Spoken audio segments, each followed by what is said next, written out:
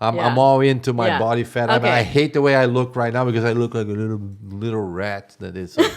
I can't. I want to be bigger. The good news is we have cameras on, so everybody can see that you're not a little rat. If you were to like take your I'm not going to do it, but if you were to show everyone, your I would abs, take my shirt off, but I think it's with all the respect, I'm Look, all dressed up. We do that in another podcast. I believe that each and every one of us has the power within ourselves to create the life that we really want.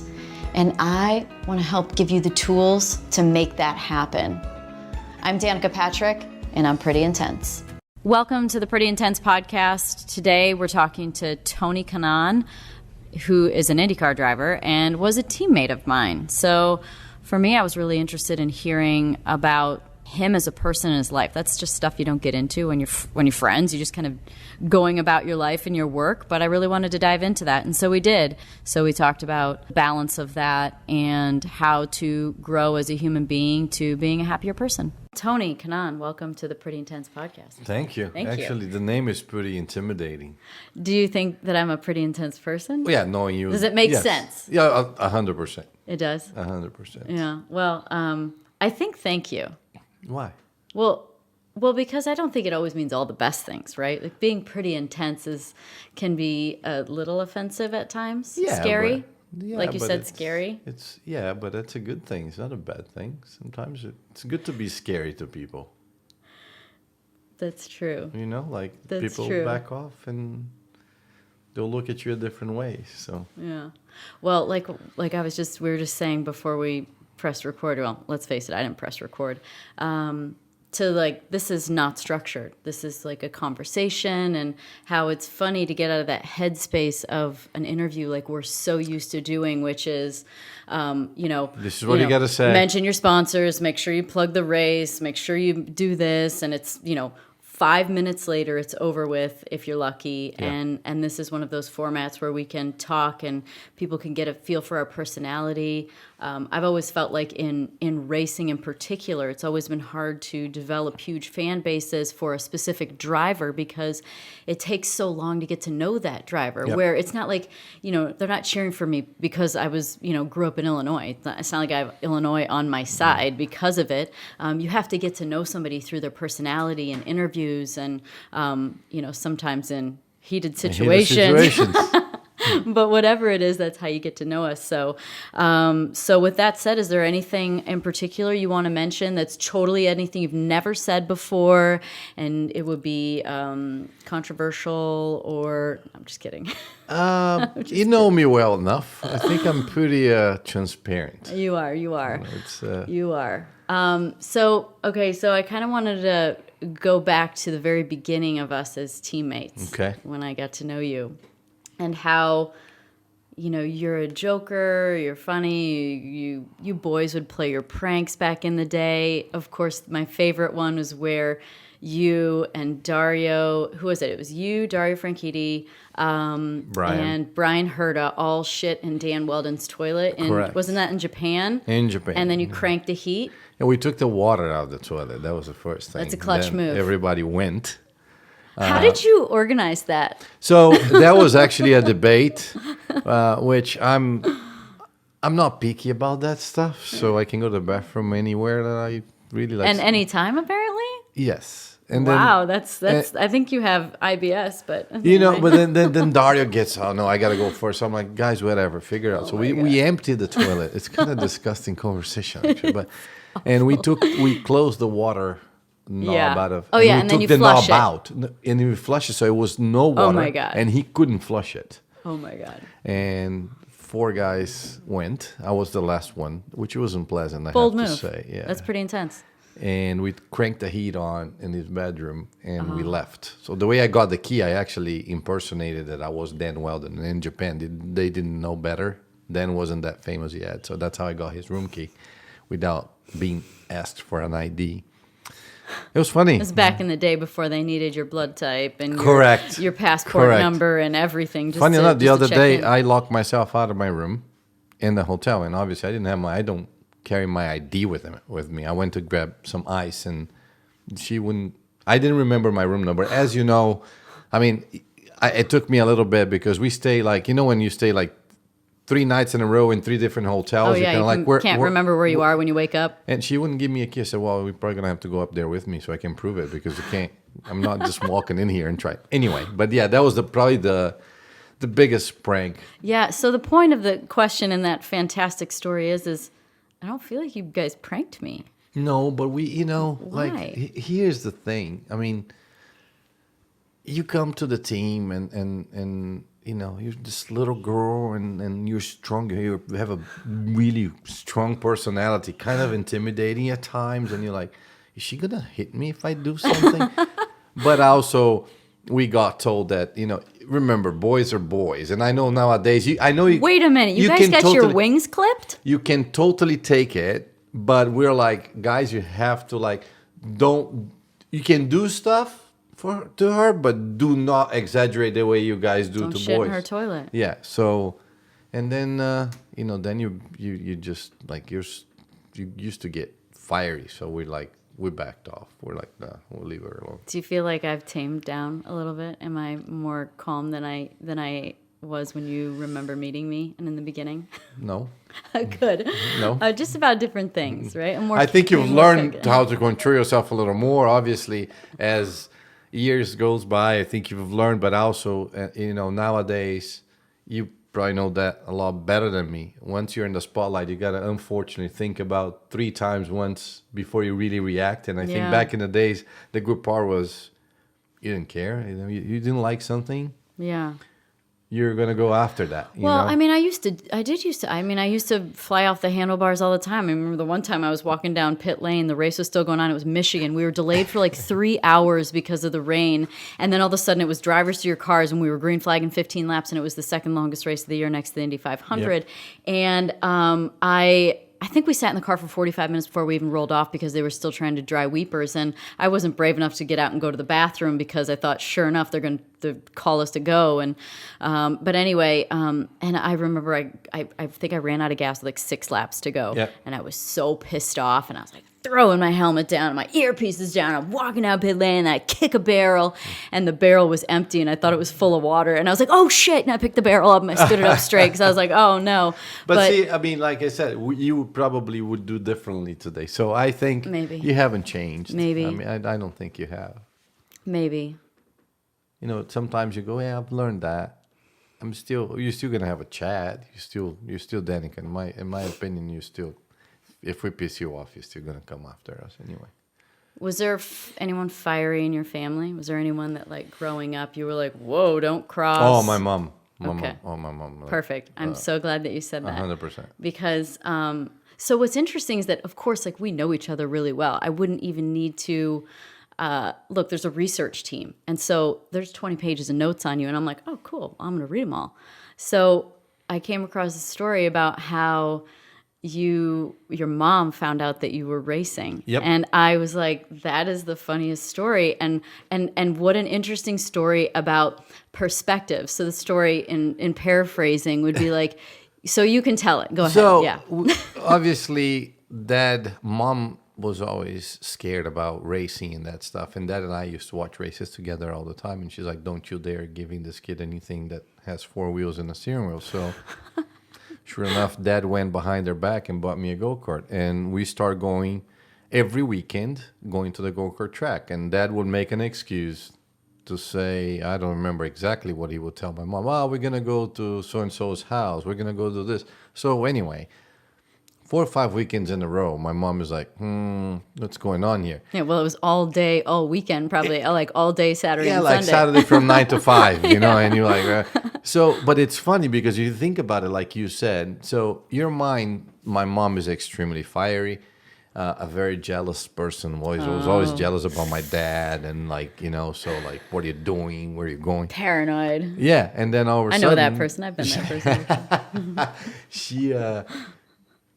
We get home one day and she's like, she sat him down. I've heard it afterwards. Obviously, I wasn't part of that conversation, but my mom thought my dad was cheating on her and using me as an alibi because he was being, gone every weekend. Kids as pawns, never fair. Exactly. Never so fair. which actually worked. I think he planned that so well, Danica, because when Do you think he planned it? No, I'm saying like it worked out for him because you can't imagine that she's thinking the worst. And then you go, no, I gave the kid a go-kart. And actually, she goes, well, okay. All of a sudden, it was okay for me to race. So it worked out for him perfectly. So I read that and I was like, man, the thing that came to mind first was like perspective, right? Perspective creates expectation levels. Correct. So while she damn well didn't want you to have 4 tires and a steering wheel, and said, don't you dare get him one of those. All of a sudden now it's totally okay. Now it's like awesome. Because given the contrast of the situation, Correct. like, oh, of course, a go-kart's totally fine. Get 2. Correct. I have your sister do it too.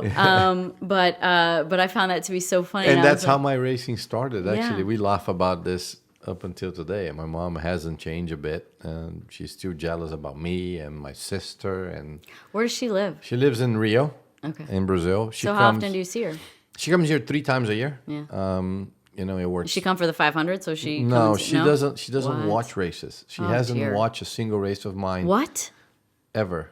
She prays the entire time, and she asked my sisters from like she came to the 500 3 times, stayed in my bus with the TV off, just praying the entire time. So she gets nervous. Thank so she will come God. here in she'll come here in July for a month. She comes here for Christmas and New Year's. We alternate between myself and my sister. Yeah. And now with all the kids, so she What comes. does that? up I to- mean, how does that make you feel that she's never watched you race? I get it. I mean, now that I have kids, I don't know if I was going to be able to watch my kids race. And I have a lot more knowledge than my mom. No offense to her. I mean, I've known what we go through, so I don't mind. I think it was something that she always did, and for her it works. So I don't mind. It's not that I want her. You don't feel offended, or you No. don't feel like, And then she watches. When I won races, probably she saw after she'll the go finish back line, and she'll- watch them. Will she go No, back and watch? she'll Like just she'll give it- never no, have no, watched no. you. She won't ever watch your Indy 500 win from 13. No, she doesn't. Never did. It's interesting. Wow. Does she think maybe that now if she watches one, it'll be like total bad luck? Like it's like when you go down a road so long with superstition, right? Then all of a sudden you break it and your mind becomes overwhelmed with the contrast, right? She won't tell me that, but I'm pretty sure that's probably what goes through her head. But She ain't never going to see you race. just fine. She's not missing a lot nowadays. Well, racing goes through its ebbs and flows, right? Like I think about my first time I came to my first year in the IndyCar series and my first year at the Indy 500 and how my car was so fast and like everything was in line, like the right team, right engine, right car, right everything. But here I am with less than 1,000 laps, less than 1,000 laps of experience in an IndyCar and race condition, and how, damn it, if I could just go back with all this experience, then I'd have done such a better job. But it wouldn't have been the dramatic story. But would you watch your kids race? You said you might not. I don't think I'm going to give them that option. So no, they're not going to race. Oh, really? I don't know. I'm kidding. My 11-year-old Leo, which you gave him a go-kart, by the way, Danica, You're welcome. as a baby present. Her and her dad gave my kid a go-kart. And he was 3 months old. Not even. No, 3 weeks old. Yeah, but everyone does such a bad I job. still have it. Bad job with kid presents. They give them I presents that agree. are only good for like right then. I agree. I was planning for the future for you. I agree. And actually, I still have it. Oh my he gosh. drove it once. Did he really? Yeah, when he was like 5. Did you have to like buy a whole new engine probably? And No, at the time, no, because he wanted to try. And then actually, Leo wasn't into it. So I still have it. So Deco, my 4-year-old, it's really into it. Crazy, crazy little dude. He actually, knows every brand of every car. He talks about it. You walk in on the street, goes, "Oh, that's a Corvette. That's a Mercedes." So he might be the one. So I don't know. I mean, I'm not gonna prevent. well, my you've kids. probably given him a pretty good opportunity to get educated, given the fact that you have how many cars do you No, own? actually, I'm down Seriously, to it. Can you be honest about Yes, this, or is this on yes. is this more No, private information? we grow the family, so I had to sell a lot of the cars. As you remember, I had actually up to like 14 cars. Now I'm down to 5. So, In a minivan. Do you have a place in Miami still? No, they just sold that in December. We moved full-time to Indianapolis. And actually, I live probably 6 minutes from your dad's. Oh, okay. Lawrence from Indianapolis. Yeah. So we decided that when I signed with AJ, part of my deal was that I need to be more involved with the running of the team as well. So I'm in the team every day.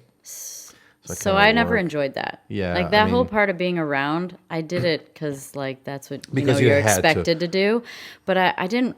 I was zero productive. I mean, in NASCAR we had meetings. Like we had Monday or Tuesday meetings. Like some teams were different, but we had Monday meetings, and we'd go in and we talk about the car for a few hours, and that was the most productive thing I could do. Other than that, it's literally like hanging out. So are you doing more than hanging out? I do a lot more than that. I mean, I participated a lot. They give me a lot of freedom to help too. So it's kind of like I kind of enjoyed that side. I think as I getting towards the end of my career, I'm still, people ask me, which like you got that question 1,000 times, what's next? Mm-hmm. I was never the type of guy that planned, as a racer, you don't. How can you plan? Oh, I'm going to plan to win the 500. You can't plan that. You can prepare for it, but you can't. So that's something that I kind of enjoyed. It's still probably going to keep me around racing if I decide when I decided to. Do you want to be? Yeah, I mean, I don't want to be a team owner. That sounds. No, I mean, like worrying about the money coming Not at in, all. hiring and firing. No. But part of helping structure a team, getting the people, I love working with people. And the way... You're a people person. Yes. I mean, kind of, and You are. And to me, I mean, look at the people that I brought. If you look at the team today, I have Scott Harner that was with me at Ganassi. He was the general manager at Ganassi. Now he's running our team. Eric Cowden, my engineer, that was there Forever. when you were there forever. And I have four of my 8 mechanics that when I won the 500, they're in my car. So wow, we're bringing. So that's people. That's I feel like you got a feel good story like I did at the end of my career, like where I was like, oh man, I'm back, and some of the same people are back, and numbers and all kinds of things. That doesn't mean anything. That's just that's just a circumstance. one of my commitments to AJ was we're gonna try to build the team and a strong team and try to actually raise the bar and. We've been struggling a lot. Yeah. But anyway, I've enjoyed that part. That's why we moved to Indianapolis. I think that having goals is something that is critical to accomplishing anything, right? Yep. If you don't know where you want to go, how are you ever going to get there? So I can't leave without a goal. If I don't wake up in the morning thing, I feel I'm not alive. So it makes me, in reading through all the information and also knowing that your dad passed away when you were, pretty young, and how you promised him you'd keep racing. Yeah, that was kind of, yes. Was that like how did that fuel you? Was that it, or was it just because you love racing? Like what, because it really feels like that was something that you guys had together. You spent time together. You obviously had your dirty little secret from mom for a while, but it was 5 weeks. You promised him. Yeah, I mean, Dad got sick. He got diagnosed with cancer. When I was 9, and he passed when I was 13. I was already racing, and I think it was something that we've done a lot. Obviously, it was 4 years before he passed. I raced every weekend. You did exactly the same thing with your dad. And through the years, obviously, through the end, when he probably figured out he was not going to make it, which I didn't realize that. I was 13. You never wanted to believe you're going to lose your dad. Of course regardless not. how bad the I'm situation 37 and is. I'm not thinking about that. Exactly. Well, you shouldn't. Nobody should.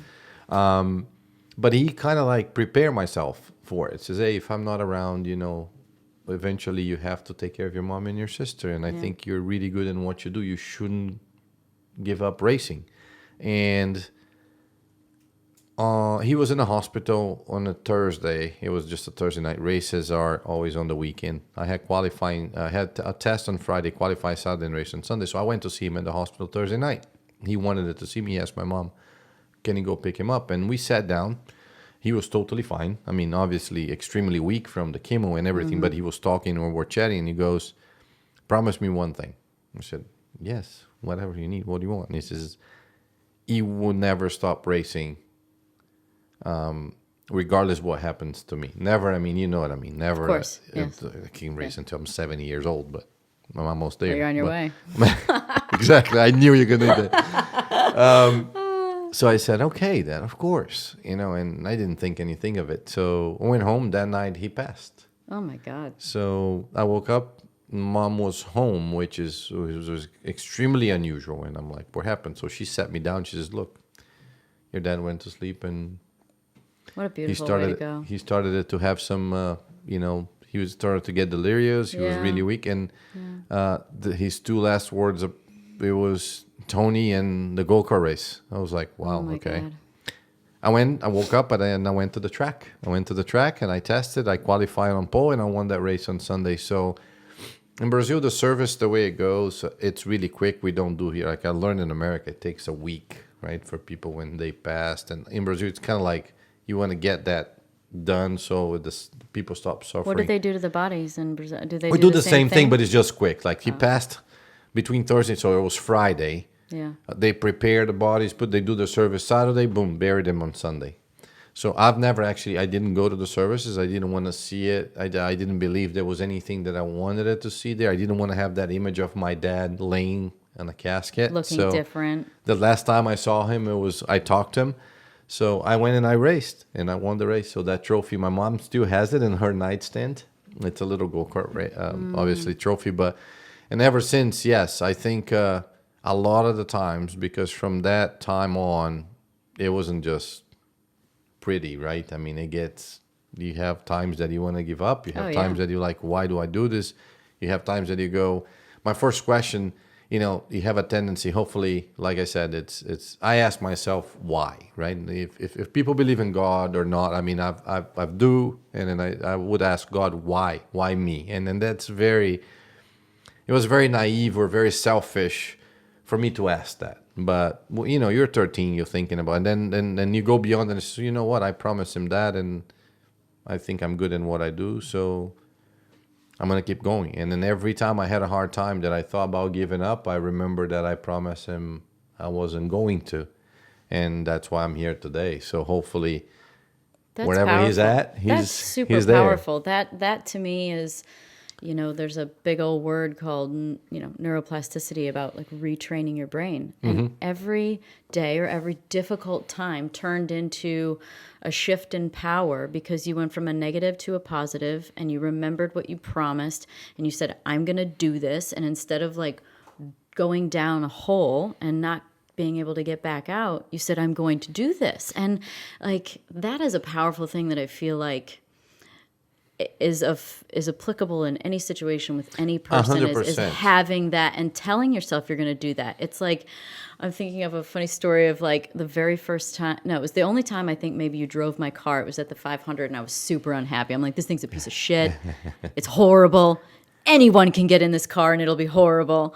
And you got in and you went out and because your freaking mindset when you get in the car is, I go flat out and turn one for lap one. And you go by and you go flat out and turn one in my car, which does not fit you. It pissed you off. And you... it was a little short on the pedals. Did it feel good, though? Was it...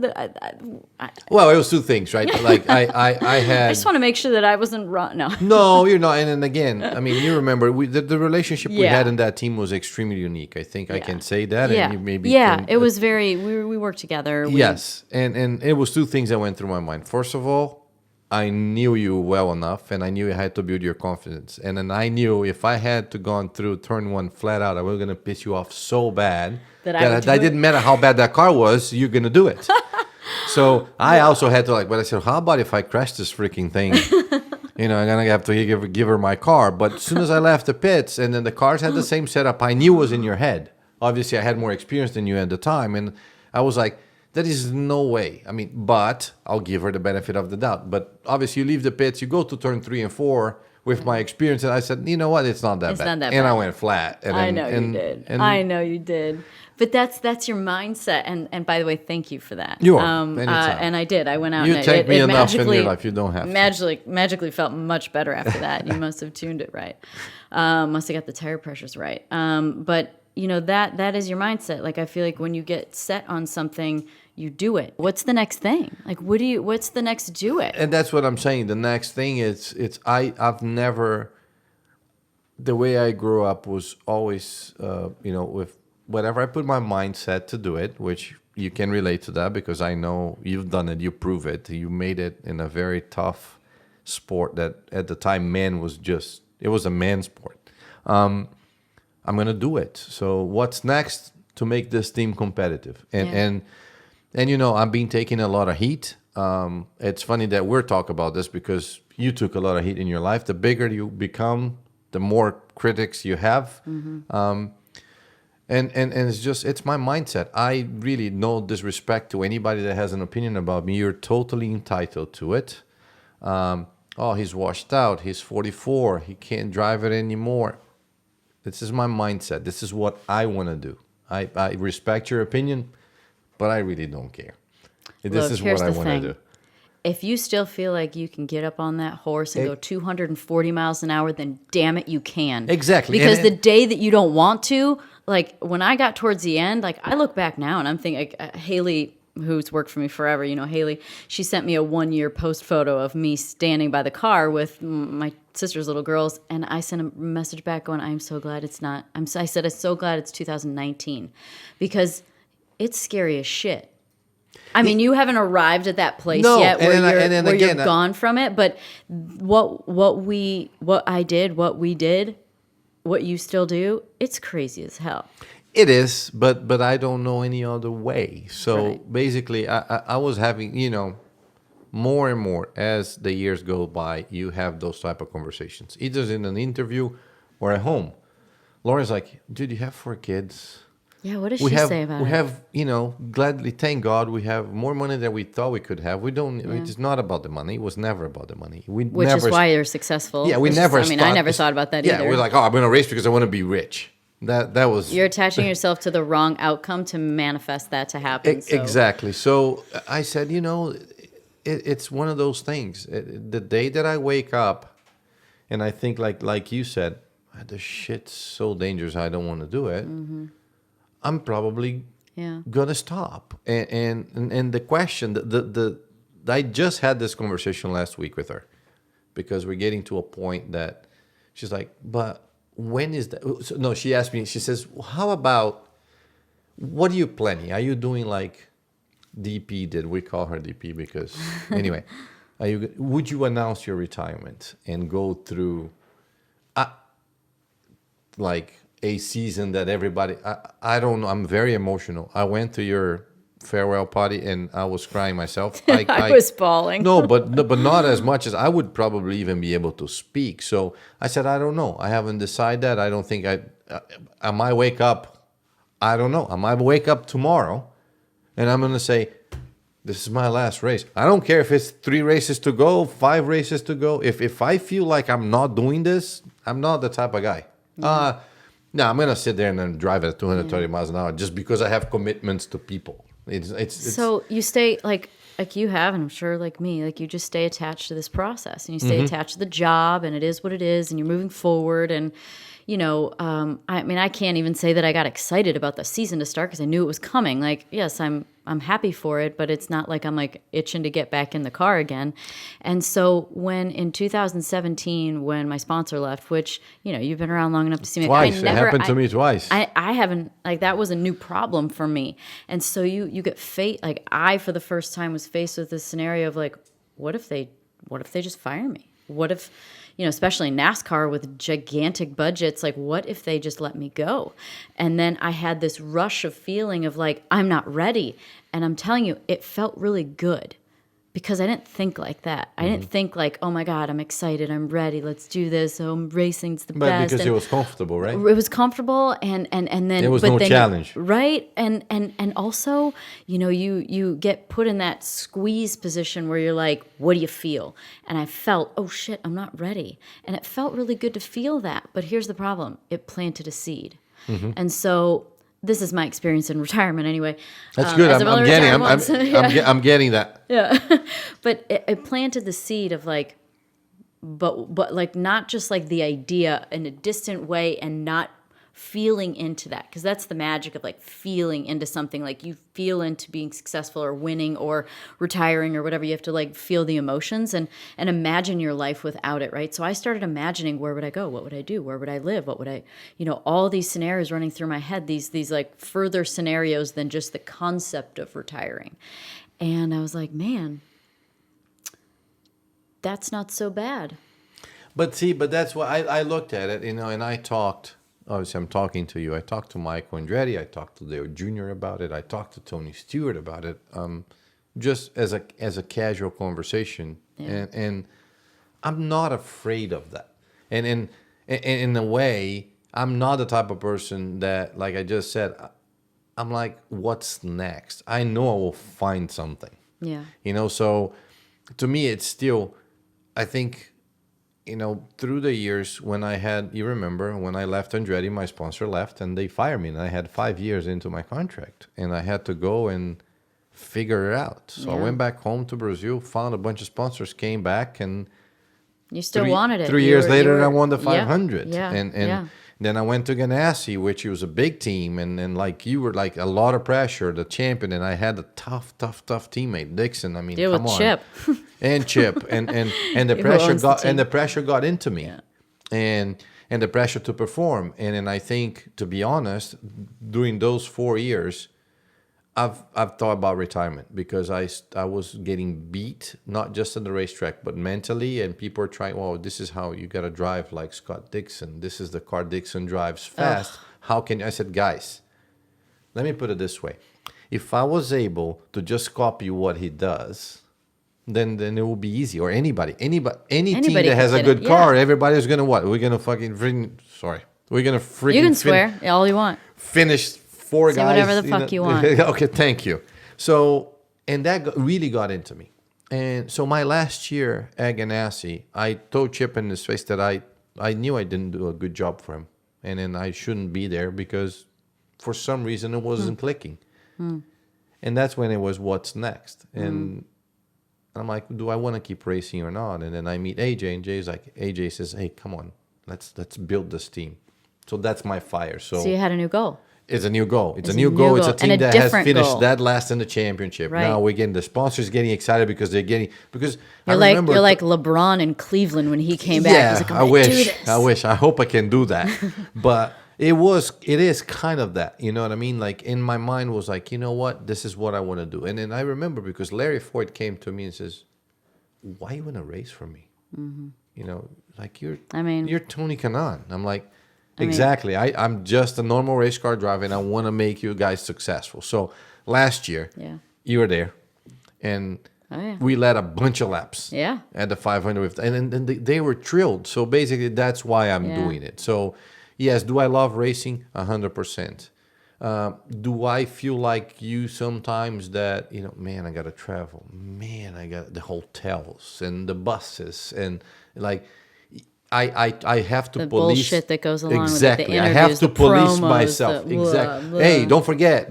You got to say ABC Supply. I was so bad at saying my sponsor. I was so bad. I had to go to media training after, like, I was in IndyCar. I was the end of my IndyCar career. Because I have like, I'm old enough now that I can say, guys, I am not doing this. Yeah. I will plug you guys in, but I'm not going to start my interview. My number 14 car with ABC Supply, Chevy Firestone Delar. Hey, your cute story got it in, though. Good job. Yeah, here we go. Not happening. No, I'm not plugging it in. I'm just saying that's not happening. Yeah. It's not my style. Yeah. I haven't done it in years. I think my fans know. I mean, I've always, it's funny because let's say I've known you for so long, and then I go see an interview, and I'm like, that's fucked up. That's not her. They are telling her what to do. Yeah, just to begin the interview. After that, you become yourself. But you're like, yes, my, go daddy. Like, come on, guys. Yeah. And then everybody's the same. So you're watching that. You're like, really, man? I always felt like they interview me because I don't do that. Exactly. Right? Because you're interesting, because you're Exactly. controversial, or because you say what you want. You answer the damn question. Exactly. And so when you change into the person to serve your sponsor that just says the names, they're not going to want to talk to you anymore. So what? Now I'm not a valuable commodity, or I Correct. don't help your bottom line because I'm not on TV. Look at my damn suit. It's Yeah, all it's over right the here, place. It's all right over, here, it's right all here. I mean, over it's the like, place, come on. right? I agree. Yeah. So I stand your ground. Don't you lose that fire. Hey, I'm You 44. just- It ain't changing it. It's only getting worse. I feel like the fire is just dying. The more and more I do whatever the hell I want, you know what I fire mean? died at the end for me, too. It gets to the point that it's just not. So anyway, but Yeah. that's what gets me going. Yeah. And that's what, I still want to do it. And yes, I can assure you that I don't have more than 2 years left. Yeah. On myself. And I keep telling my friends that too, and I will ask you as well as a friend, because it's hard. When you see an old person driving a car on the street and they're all over the place, but they I still live think part of the they year can in drive. Scottsdale. Of course, I see old Exactly. people driving cars. So I'm asking my friends, my close friends, if I'm doing that on the race car, that I'm not good enough anymore, and you guys see that, please pull me aside discreetly and tell me that. Yeah. I think it's one of those things where you just have to, I don't know if it's one of those things where you wake up one day and you realize, because you're going to have to think different for that to happen, or something is going to have to happen. And you don't want something to happen that's bad, because a lot of times that's what it's going to be, right? And so you kind of want to just check in on some level. So like what, that kind of leads me to another topic that is I think an important one. And you talked about how with Ganassi, you were getting beat into the ground, and there's a lot of pressure, and just kind of like zap the fun out of it a little bit. What things do you do? And then just to that are- rephrase that, like, I was beating myself down with the pressure. Nobody Yeah. was there. They like, were too. That's me saying it, but that's me. Tony did not say that. No. That was- You know how it goes. Yeah, well, It comes you from have a both good sides. car, so you Exactly. put the pressure And on your yourself. teammates and winning your teammate- championships, and you're right, like- so you put the pressure on yourself. Yes, Of course, and that is the expectation level too. Correct. So it's coming from both sides, but the self one is the most important one. So so let's keep on the self. So what did you do to counter that? Like, I had certain things over time that I had to do, but what did you do did you even know that you had to counter that with 100%. certain self? Okay, what did you do? Well, not 100%. I've got somebody, my wife made me aware of it. And the only way, unfortunately, the way I got presented was I was being an extremely miserable human being at home with my wife, with my kids. Like, what does that? I know the so Tony. I know the happy-go-lucky Tony. What's the miserable Tony? Extremely moody, very short, and I wasn't rude to them, but I wasn't present. Nothing it would excite me. Oh, let's go to the pool. Whatever, the pool. And I'll be in the pool sitting there like, You could have gone to the doctor. They'd have definitely given you pills, I'm sure. for sure. So she grabbed me one day and she says, look, I don't know if you want how you take this, because I don't, there's one thing about Tony.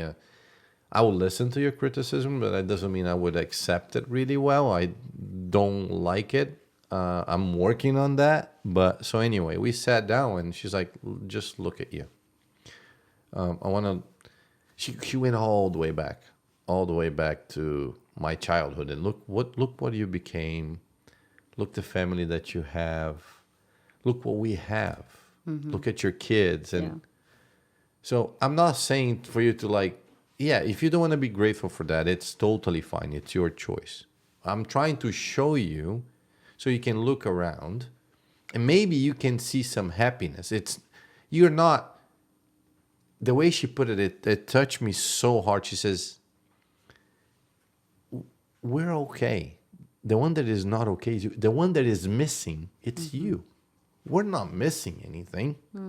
We miss you, but the kids are still happy. They still have fun. I still have fun. I still love my kids. I still love my life. You're missing it. So I have to say I cried, and Yeah. and that hit me pretty hard. And then I said, you know what? So that's Well, you that realized the work was on you. correct. Right? Which is always the hardest thing. You want something else to fix it, somebody else to fix Correct. it. And as a race car driver, you blame on the car, you blame on the team. It's the best part about the jobs. You can blame the car. Exactly.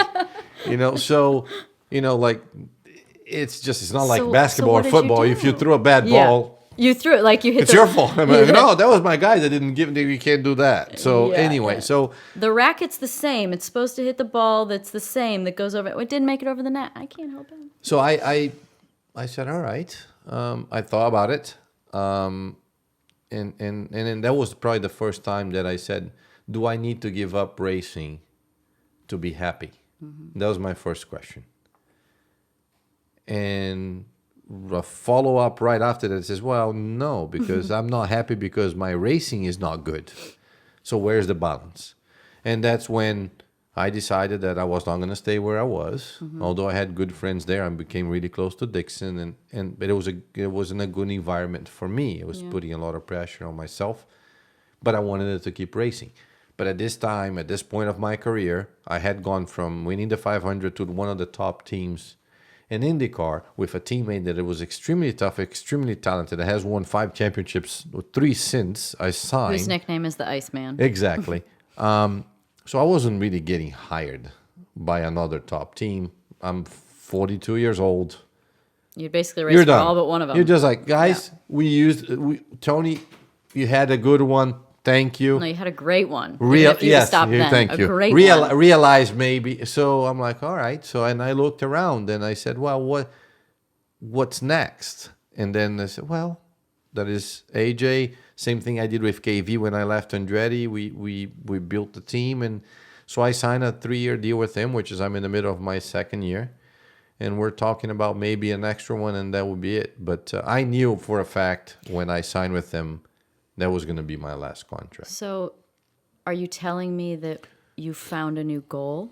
100%. Is that what, Well, was that the self-work? I mean, what was it, Well, when Lauren had that heart-to-heart with you so beautifully, what was it what did you do? Something has to change in your routine or in your mindset both. My mindset has to change. Right. And I had to actually start to separate again my racing life to my personal life. Right. Although I'm not good at it, obviously. I got called on it.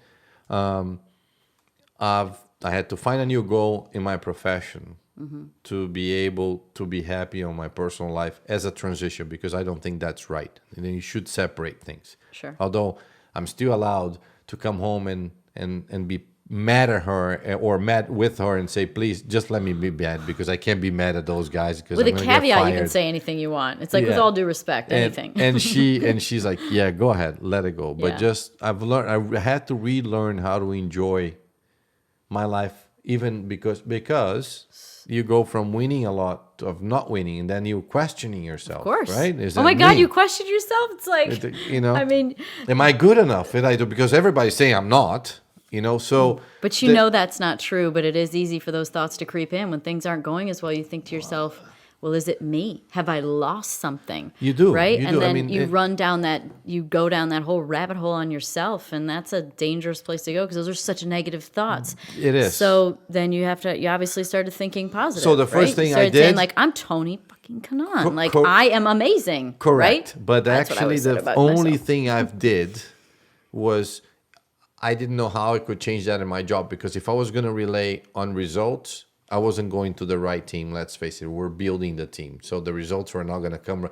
If I'm going to say, oh, no, I need to win a race to be happy, that was going to be a problem. So I've changed my attitude at home first. And then life. Like, what'd you do? I mean, these are things DP, that I woke up, honestly, after that conversation, I said, I have to be different. So obviously it wasn't a switch, but I would pay more attention during the day when I was being negative to myself and I was affecting other people. And instead to go, fuck, I gotta wake up 7 a.m.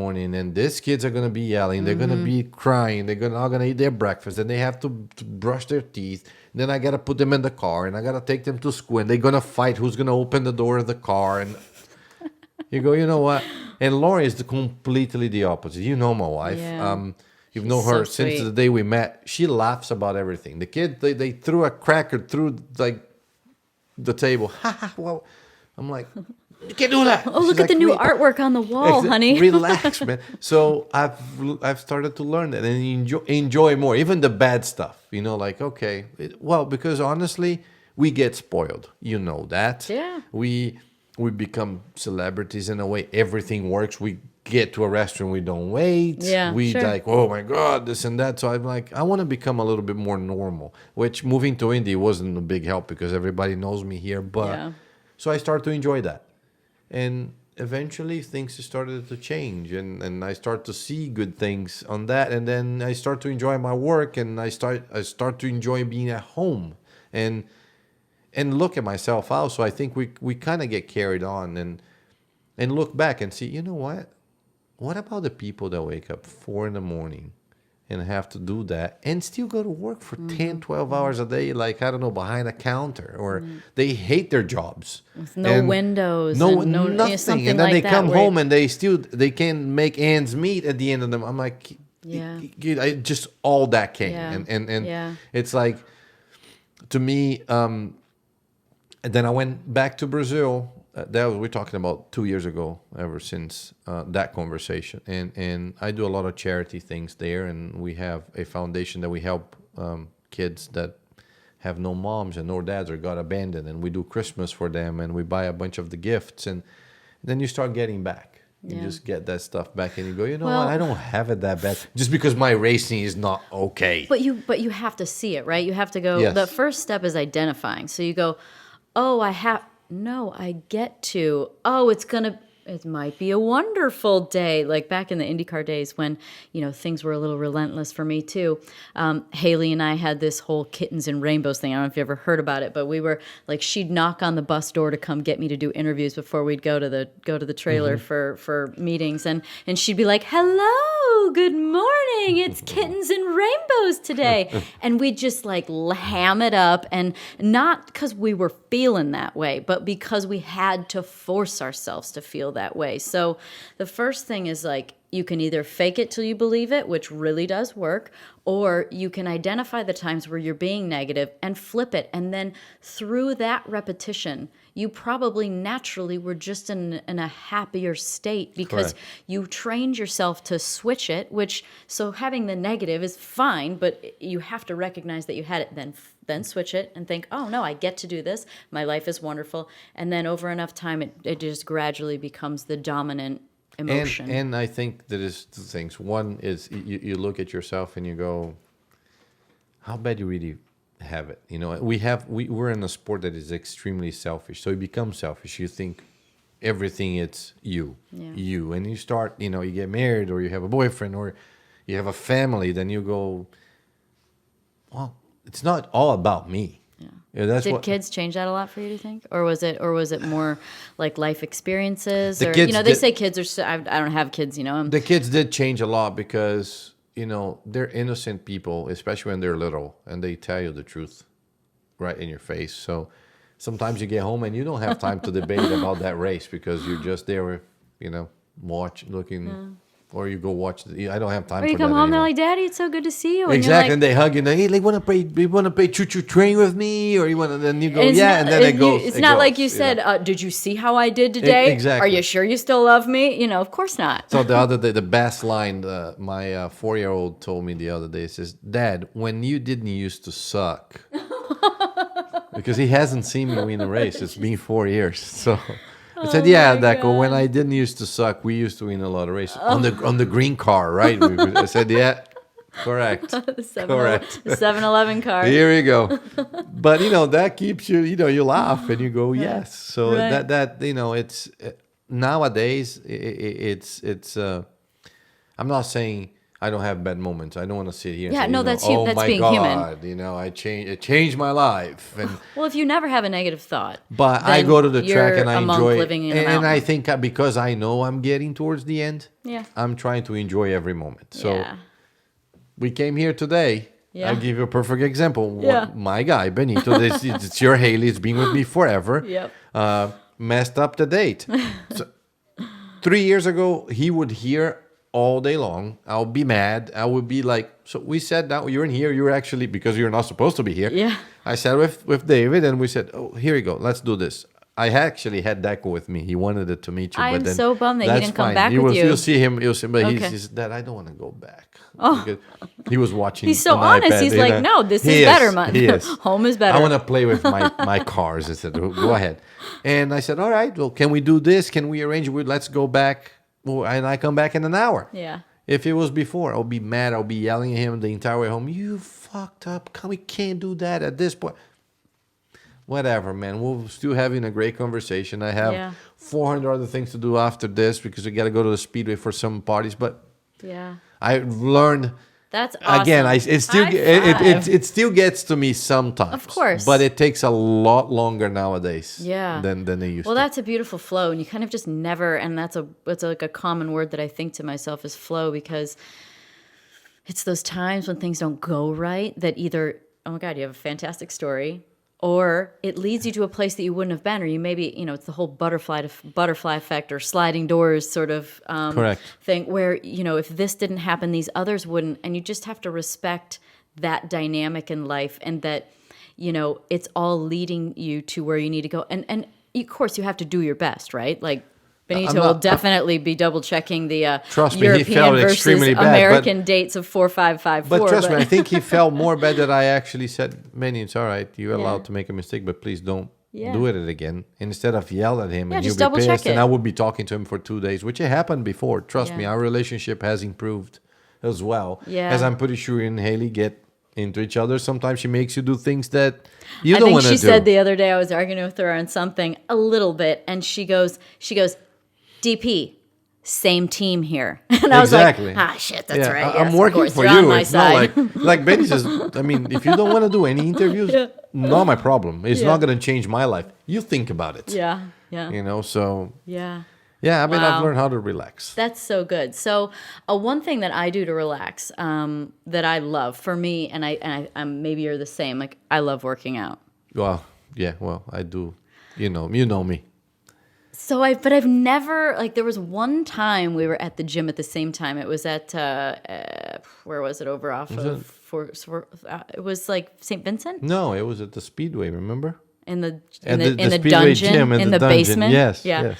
And I don't really see what you do, but you're super duper fit, and you always have been. You've always been like very lean, mean fighting machine. So, like, what do you really do? Too many things nowadays because we have so many options, and I know, like, are you an overtrainer? Because I'm a total admitted overtrainer. No, 100%. Yeah. I mean, today more is better. Time, can we say the time here? The real time? Yeah, It's sure. What, yeah, what, sure. Go. It's 4:25, and today I already worked out for 4 hours. Oh my God! I rode my bike for 3. But rode my bike, people don't think I'm just getting there with my little basket and my dog. This isn't a joyride. No. So it was raining. I was supposed to go ride. Wait, so you were outside? No. Okay. So I woke up. It was raining. We have a group of guys that we do a hard ride on Saturdays, and it was raining. So I got on my trainer and I rode staring at TV for 3 hours. And what did you watch? Everything. I actually on my list right now. I'm watching The Blacklist, which is yeah. So I have some catch up to do because I haven't been able to. So if you guys know anything that happened yesterday, I haven't watched that, so please don't tell me. Just watch a movie or stuff like that. Yeah, I do that sometimes too. Actually, I've migrated towards not even listening to music. Sometimes I'll put on like a podcast or a YouTube video or something like that. Funny enough, I'm going to give you a podcast. Somebody gave it to me last week. I don't recall the name, but once we're done, I'll look. It's actually a book about overtraining. Damn it! I don't want to read that. It's a podcast. I'd rather stay in my lane. It's a podcast, actually. That's awesome. I got the podcast. I love that stuff. But yeah, so nowadays, I would say probably I'm in the best shape I've ever been. It's just because that's saying something, buddy. Yeah. Well, I'm not getting any younger. I think when you're younger, you can go by and just do the minimum, the bare minimum, and you're still there. Yeah. I'm 100% convinced that that's what's keeping me, still at my job. But basically what I do...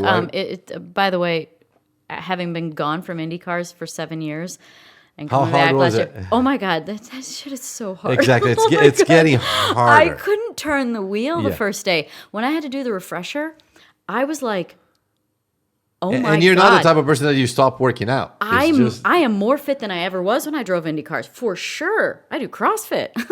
I don't ride bike for I don't work out for 4 hours, that doesn't matter. But I mean I'm as strong as I have ever been for sure. And I got in the car and I was like, I can't turn the wheel. So, shit. Over the years, so since I've moved to Indy a year ago, in my life it's pretty boring actually, because I take the kids to school every morning if I'm home. You get to take the kids I to get school. to take the kids. I want to take the kids Yeah. with the minivan, which everybody makes fun of me. Please, do you seriously have a minivan? I drove it here, but now I didn't because we swapped cars. But I came here with the minivan. Can we take a picture in front Black, of it? black Oh my wheels, God. dark windows, so they don't know who's driving. But I have it.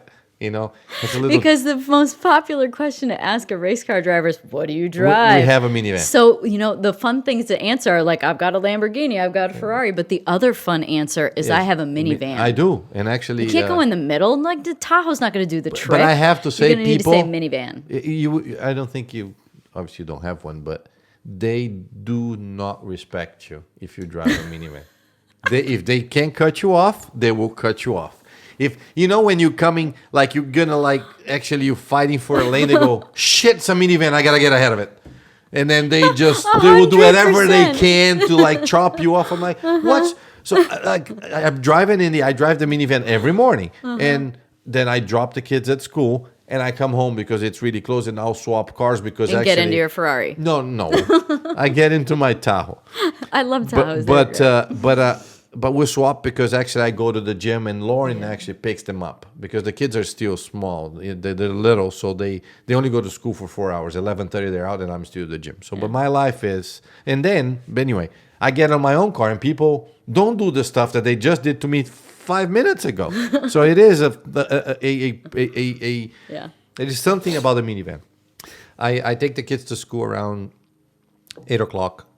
I go to the gym here in town and do very specific things. I'm trying to get more flexible, which I was always the type of guy that lift a lot of weights, and getting older, I was really Do we need to do a yoga class when I come back for the 500? Yes. I actually Namaste. started, Lauren is doing it a lot, so I started. I can actually recommend some stuff to do at home. Perfect. It's the hardest thing I've ever done. Yeah, there's Yoga Glow is what I use online, and you just search in I have 30 minutes or I have 60 minutes, and you're like, level I'll 1, 2, 3. Pick you up on that. And, anyway. But it's the help you out. hardest thing I've ever done. I mean, it's like I sucked at it. I'm bad at it, but anyway. So I go to the gym. We're doing a lot of new things and exciting things at the gym nowadays. I spend 2.5 hours every morning. Apart from lifting, we do a lot of circuit, a little bit of CrossFit because I love. But now we have you done CrossFit? Oh, for 6 years. Oh my God! Oh yeah. That's what we should do. Yeah, let's Screw do it. yoga. Let's do go it. to CrossFit. But also we have nowadays this amazing technology and TVs and we can use for your reflexes. So basically, it's this big 72-inch TV with this computer Is this program. PitFit that you go to? With Jim, with PitFit. And they put a program in and you have to hit this little blue ball as fast as you can in 1 minute. And then obviously we have 7 drivers that work out at the same time. And so it becomes a competition. So you become better at that. Who's more the agile. sharpest and who's the least? So I mean, it's just science. I'm not going to say the It's list. just science. The fastest one is actually Kyle Kaiser, which is an Indy Lights driver. Young kid. Yeah, technology. You'll be gone. Are you before he gets surprised? in. Yeah. But Dixon is still pretty good It's at just it. his dexterity. He's just really good with the texting Exactly. It's kids nowadays, millenniums they call, right? So thing. Gen whatever. to that 2.5 hours in the morning, and then I go for my bike rides for 2 hours in the afternoon. So in a week, I would say I will do 19 to 20 hours of workouts. So you work out Monday, Tuesday, Wednesday, Thursday.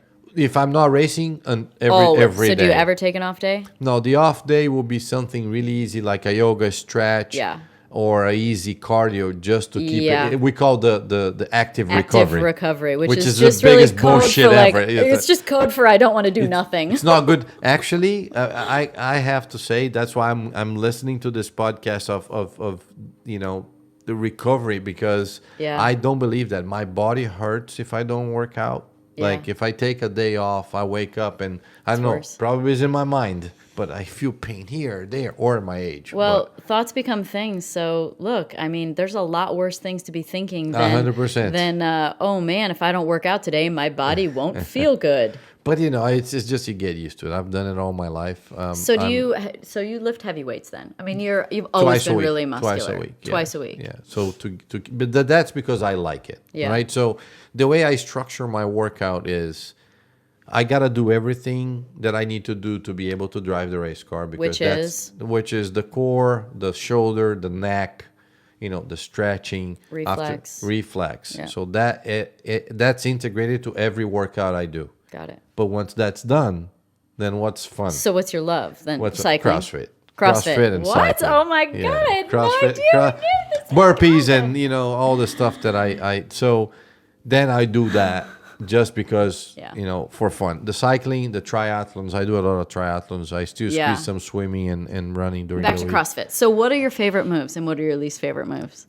I suck at, you know, going up gymnastics. Yeah, like anything that has to do with it. So can you do ring muscle ups? I can, one or two, but I want to do like 10. I've been able to do them sporadically, but I never commit to practicing because I'm not that good. I hurt my shoulder trying to do then. it, so I haven't done it in 8 months because I'm afraid. Now that they fixed it, and then it was actually, that's the biggest problem, right? We get competitive. You can do whatever you want now, but while I'm still driving, I can't hurt myself, so I won't be able to drive the car. Tony, that's what happened with NASCAR because it's so much easier physically. I just started doing whatever I wanted.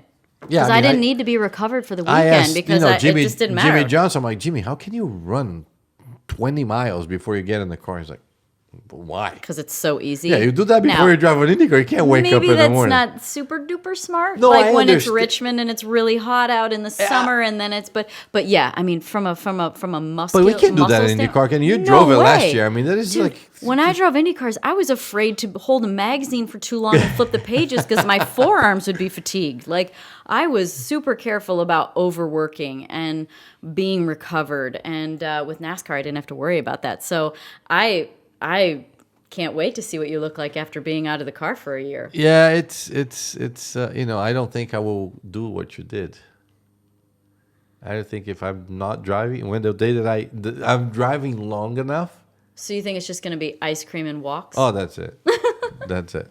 It will not. No. I'm saying no. Sorry, I thought you say if I take a year off and I go back in the race car. No. Oh no. The day that I retire, I'm just honestly, first of all, I'll be 20 pounds heavier muscle wise because I just like start it. lifting. I like it. I mean, I'm all into my body fat. I mean, I hate the way I look right now because I look like a little rat that is. I can't. You know, I want to be bigger. The good news is we have cameras on, so everybody can see that you're not a little rat. If you were to like take your I'm not going to do it, but if you were to show everyone, your I would take my shirt off, but I think it's, you know, with all the respect, I'm all dressed up. We do that in another podcast. Everyone can trust. But they can I went find to see the photos of CrossFit Games in Froome. Did right? you? Yes. Oh man, I went last 2 years. And the guy, like, he's my size and he's 100. Are you talking about Rich? Rich. Yeah, I know Rich. You know him. I saw pictures that you saw him. Oh, yeah. He's my height. I want to be that size. I want to be, you know, I'm 5'5". I'm 150 pounds. I'm a wimp. You know why you will? Because you already know what it's like to put that many hours in. Yes. And look, all you have to do is keep lifting. And eat, which I like. Well, that's the next thing. Is so Rich never had like a really. So I mean, I've seen him. You know, he's stayed at the house before. Like I've seen what he wakes up and has. So he would like skip breakfast, but he would show up usually having stopped at a grocery store of some sort and bought like pounds of deli meat and some cheese, and then he'd just like snack on that stuff. And it was like sumo style, like big huge dinner, like no breakfast. Meat, and cheese. But see, I want to do that. I just, you know. But now he does. Now he is particular because he has ailments, right? He has like, you know, his, you know, knees and stuff. I'm pretty sure I'll get into like the proper people not to get hurt. But yeah, I can help you with all that stuff. Even though you already look 10 times better than I ever have. That's not true. But so, is there a diet? Do you do anything specific with your diet? Yeah, because big I'm like time. the queen of diet phases. Yes, I obviously every year I do a metabolic test, so I know exactly what my body burns if I just lay in bed all day long. I did a metabolism test, but I just did one where it was like, do I have a high or low metabolism? And I was like right on normal. Basically, Oh, man. my body right now, as I got older, I kept dropping. I went from burning 1,600 calories a day to 1,200 calories a day. As your heart rate, you get older, your metabolism slows down. So basically, with that, you go and you put how many calories you burn a day, average, right? So the resting is doing nothing, right? That's it's just to breathe. It's a mess. That's just being alive. Yeah, they just say if you just lay in bed all day long, you're gonna burn 1,200. So basically, you can eat 1,200, but if you go work out, I burn actually pretty much 3,600 to 3,800 calories a day between my workouts and. Is that including resting? The 1,200 plus another 36. Plus another 24. I'm terrible. 24. Yeah, me too. Yes. But we got it. That's why we drive the cars and we have engineers that figure out all the math. Correct. So, and with that, then we have, I don't call it diet because I don't like to call diet. I call it a healthy lifestyle way of living. Yeah. Right? So I agree. I allow myself twice a week to have a cheat meal, which is not a full meal. It's either one dessert or if I want to have a burger because I want to have a burger. What's your favorite dessert? I love desserts. I love key lime pies and cheesecakes. So in a cheesecake, you go to the Cheesecake Factory, it's 1,600 calories. There you go. But that I don't make that math, right? So, but usually Do you really eat that many calories in a day as far as your resting and your what you can't. burn? That's a lot of food. I can't because it's too much food. So basically, I'm allowed to cheat like that. But I'm actually extremely, I would call boring as far as my meals go because, especially with Do you follow a certain diet of gluten, dairy, keto? I eat everything. Paleo. I've never. I don't feel bad. I know some people said, "Oh, I've changed this. I went, lactose free, and I'm awesome." Yeah. I never really was a big milk drinker. I drink a lot of almond milk. You with more energy could be dangerous since you exactly. I don't need it 4 hours a day. So I drink a lot of almond milk, but I mean I'm simpler. So when we cook at home because of the lifestyle and it's so busy, I don't want to what we're gonna have today. So we cook every Sunday. Lauren and I we make all the food for the whole week. So ground beef, ground turkey, all the and we have it, but we have that all week. If you come eat in the house today, you're going to have ground beef and sweet potato. If you come next week, you're going to have ground beef and sweet potato. So just let me know what you're having each week while I'm here for the Okay, I'll bring it to you. And we have the portions. And then, I'm a little particular about that. I do actually weight my food. You do scale it. Yes. Yeah. So you do macros. Yes. But nowadays, obviously, with the travel, I'm not bringing a scale everywhere I go, right? I'll go to the restaurant and say, "Can I have this? Can I have a spare plate too?" So I've learned how transfer? to measure my portions Visually. by visually. Totally. And obviously, you're gonna call lean meat in a restaurant, and you're not gonna have it. So I'm kind of you gotta have to be a little bit more flexible. But obviously, I love numbers. I'm all about the body fat. I get mad when I'm over 10%, and it just drives me nuts. So it's. I've never tested for good reason. You shouldn't because it's addicting. Oh my. So as long as here's knowledge the is power, though, right? So then your calories, but you shouldn't. you know your but body fat. But no, you shouldn't. You shouldn't because my thing is I'm trying to change that. Is if you look yourself in the mirror and you think you look good, it doesn't matter if you're 20% body fat because then you look the way you like the way you look. Yeah. The problem is if perception, right? Exactly. It's was Dad cheating or was it a go-kart perception? But you also don't want to become a slave of your body because to get the way people do in pictures, they don't do that all year long, as you know. I do, yeah. I mean, for the cover of my book, I mean, for my book, Pretty Intense, I worked out. I mean, I worked out a ton. I always work out a lot, but the few months before, I started being really particular about my food, and I carried my food everywhere with me. Like everywhere I went, I had a cooler. I was very particular. I ate a ton of stuff, and I ate lots of food, but I was very particular that it was my prepared food. Yeah. And then towards the end, I got more and more picky as it came, but I didn't want to crash diet for a month. I wanted some time. But yeah, I mean, those aren't real. You don't look like that every day walking around. And if you do, then for what, right? And for who? And what is it? Once you get there, you realize that you're like, oh, now what? can you everyone just look at me right now real quick? Okay, yeah, I'm going to go have a cheeseburger now. Yeah, and then with the kids, it's tough. Like we're all like, the kids says, hey, Dad, let's go eat a cheeseburger. Yeah. Nah, I'm going to have a salad. So I kind of... The reasons why are important. Correct. Right. But I don't think, I think my wife, Lauren, was telling me that the other day. I think I'll be extremely dangerous when I have more time.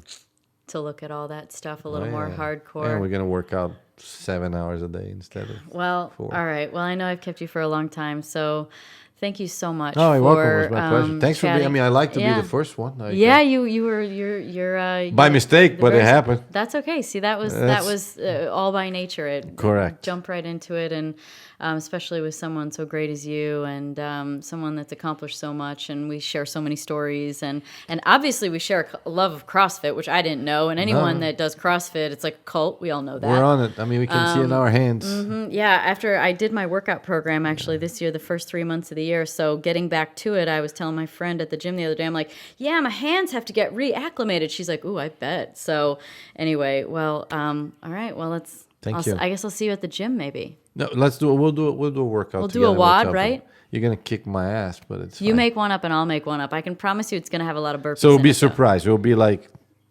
the CrossFit Games. You show up and we will. Okay, deal. Sure, we should do that, and we'll try and keep each other's workout under 20 minutes each, right? Like it could be 5 minutes. No, I have a feeling you're a Fran guy, but I'm like a filthy 50 girl. Okay. We'll see. All right. I'll come 15 minutes. Keep it under 15. We'll be throwing up. I'll barf for sure. So you guys are going to see me barf. Can't wait. Thanks, Tony. Thank you. Thanks, everybody, for listening to the Pretty Intense podcast today. I hope you enjoyed it. If you like what you heard today and you want to hear more, please click on the subscribe button.